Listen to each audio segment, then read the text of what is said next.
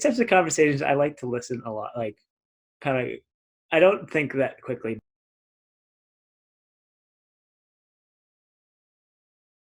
They have these giving these like hotels so that we don't go spread corona to our family. But we like each have roommates, and I actually really enjoy having a roommate. So it's helpful to know because it's like also will guide how I live in the future. I either need to shack up with someone or just have like a roommate as I move forward. So The fact that I can like turn off my camera and like lay in bed and just like being very comfortable, or just be very comfortable. I just kind of enjoy that like change of pace. But I don't know. Everything else is kind of shitty about this, but I kind of like that.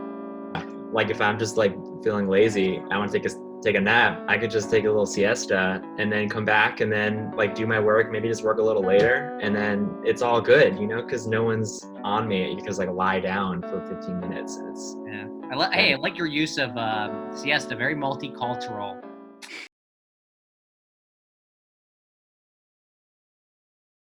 Maybe in very rare cases, but most of the time I don't think it should matter at all. Because if you're making art, your art is not a reflection of who you are. Like you can pretend and you can put on a character, or you can say what you really think and believe, but when you put something out there that's a product that you're expressing, it is separate, right? You should treat it separately.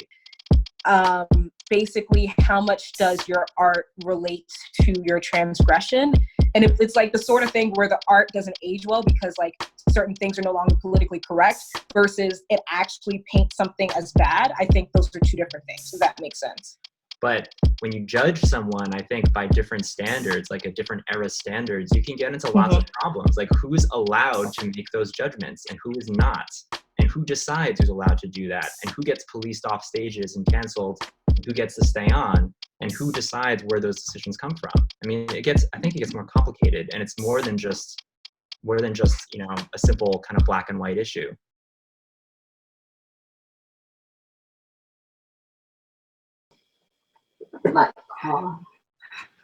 I heard that, but I didn't mean it literally.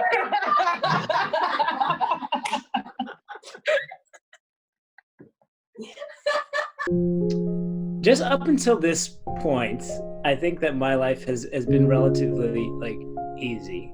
I think what's driving me is just like what I think is unfair about the world. Such an easy life, and so many people are just for no reason just like don't.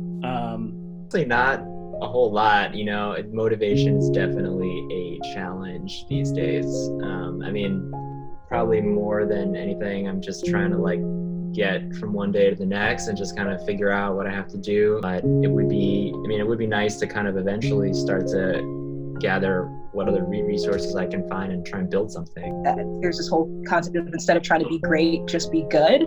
And for me, like, not to go that far where I'm just like, oh, if I'm like just a great anything, I'm making the social impact I care about, but just, I think just doing a good job can help like impact marginalized communities.